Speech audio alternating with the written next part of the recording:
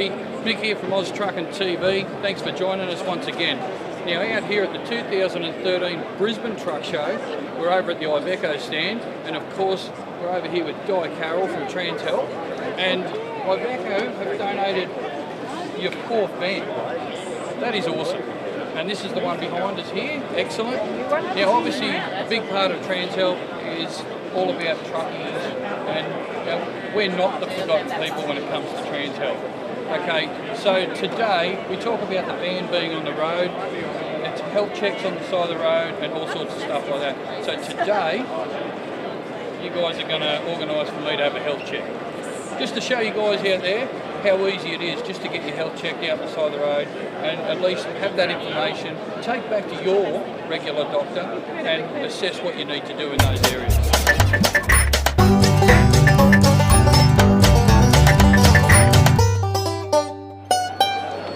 Okay everybody, Sue's going to do my health check here. So first of all, what are we doing here, Sue? Cuffs so we can take your blood pressure. We'll take my blood pressure first, we'll see how we go. I've got to be calm.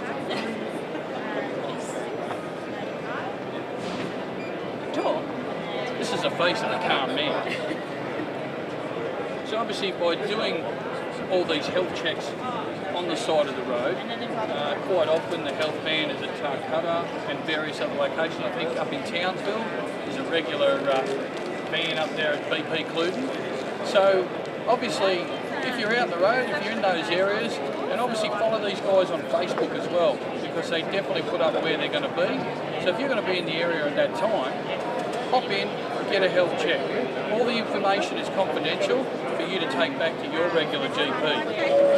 So how we going there? That's what enough about Okay, we've got little cards here that they'll give your information on. I think my arm's too big. We've had a blowout on the right arm here. Call that the right bicep. So on this card, these guys are going to put down your details, and you can carry that in your wallet, take it when your doctor asks you, bang, you've got the details there. Alright, we're going to go for number 2 here. It's a bigger arm puff, that's all. Big biceps. That's right. The truckies work here. I'll write the date on that for you and your details then. So look, if you're at the Brisbane Truck Show like we are, there's amazing trucks here, just plenty of stuff to see, but definitely call in and see these guys here at Transhelp at the Iveco stand. It takes a couple of minutes. Well that's right, Sue's right, it only takes a couple of minutes. 140 on 70 is the average, the highest of the average. Okay, ladies and gentlemen, now Sue's just told me that 140 over 70 is the average, and that's what they look for. Now obviously if you're a bit, I'm not going to disclose mine, but basically once you get the results, you keep them on the card, you can take them to your GP, and they'll advise you of what necessary steps to go to be on a healthier lifestyle. I mean, being out in the road in a truck, it's not the healthiest lifestyle, but the change starts with us. And of course, by seeing these guys, we get a heads up without having that day off, or when we do get home, a lot of us want to just spend time with our family and not go to the doctor.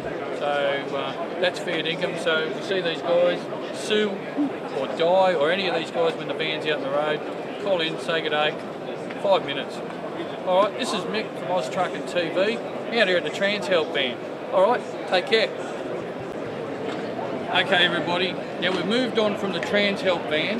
Now Reg asked the question about sleep apnea and all that sort of stuff, what's it all about. Now Trevor here is a bit of an expert on sleep apnea. Well, he knows all about it anyway. I've had it for 10, I've been treated for 10 years. Yeah. Okay, so for the people out there watching now, tell us what are the signs, what are the symptoms, how do we sort it out, how do we get on top of this whole sleep apnea thing, and how do we know whether we've got sleep apnea? There's pretty basic indicators, but the best one is snoring. If you snore, if you're a bloke with a thick neck, because essentially sleep apnea is where your throat closes when you sleep. Okay. If you have a few beers, it makes it worse because it's a muscle relaxant. Okay. But essentially, if you're sleeping, the throat closes up to even a couple of minutes at a time. Oxygen levels go down, and the two things that you need oxygen for most of your brain. Okay. So they overreact, and it causes grief. It also stuffs up with sleep. Yeah. So instead of getting nice, consistent, restorative sleep, it gets woken up every time you have one of these little apnea things, and so therefore it's very disjointed. Okay, well, in time, a lot of people would say, geez, I'm so tired, that's why I snore. Now, you know, because... Of course, the effect. It really is. Snoring is a vibration in your throat. Mostly older people, your muscles are atrophied, they're not as strong as they used to be. You start to get the quiver. If you snore, you don't necessarily have sleep apnea. Okay. But it's just one of those indicators that says, yeah, the throat's getting a little bit slack. And, you know, so obviously, yeah, okay, so the snoring thing is at a point where you need to go and maybe get something looked at, or? Simplest, talk to your doctor, because he can tell you, she can tell you what the other things are that come with it. The simplest thing is just get tested. Okay. Because that will rule it out one way or the other. Because it is not, snoring does not necessarily mean it. If you're snoring, if you're waking up really tired. With me, it was sleep deprivation as well too. So you're grumpy, just not a nice person to be around. They're very classic. And just, as I said, just get tested. Just find out if that's what it is or if it's something else, and then you get treated. The main reason for that is because long term it'll stuff you up something fierce. Because the oxygen levels are going down, it means your heart's pumping faster to try and get the blood around to get the oxygen. Of course, it's grievous as far as blood pressure. You lose brain cells because they need oxygen as well too. And as I said, you're grumpy as hell. The worst thing too is when you're driving, it's like being drunk. Okay. It just creates that loss of reflexes, and it just, a lot of blokes that I know that we've set up perform asleep at an intersection. They'll pull an intersection and then just kind of nod off as they're waiting. So there's guys out there on the highway that have been diagnosed with sleep apnea. Yep. And they've actually got the machine in the truck. Yep. So when they pull up to go to bed for the night... Where this basically came in.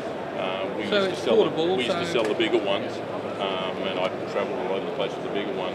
These we've had in Australia for about a year now, and again they're just getting smaller and smaller and a lot easier. And so if you're diagnosed with sleep apnea, it doesn't mean the end of your driving career or stuff like that. No.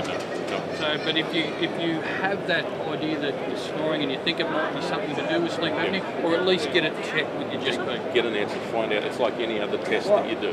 What is a good way of finding out, like without getting the going to the doctor? That's good indication other than snoring. It's basically how you feel. I felt like crap. Okay, and it just got worse and worse. The wife was ready to leave me. The kids wouldn't talk to me. You feel really moody. Run down and moody. No motivation. Didn't want to do anything. 50 years old. Just don't really care about anything anymore. I'm now 60. I'm out playing cricket every weekend. I come up That's and going go to get a bit extreme. Hey? Well, no, but because I exercise. I get out and walk the dog every day because when I first started getting treated, I'd go home and I'd sit down on the couch and I'd sleep until I went to bed. As I started to use the machine, I started to stay awake. I discovered that daytime TV is absolute crap. So I got peeved and started walking the dog. 10 years later, I'm still walking the dog. That's why they put those shows up with women watching during the day. So at the end of the day, what we're saying is if you've got any of those sort of symptoms, or you feel that you might have sleep apnea, go and see your GP, and look, go from there. Yep. Well, Trev, thanks very much for talking to us here at Oztruckintv, and we'll thank Reg too for his input for asking the question. Thank you, Reg. See you later.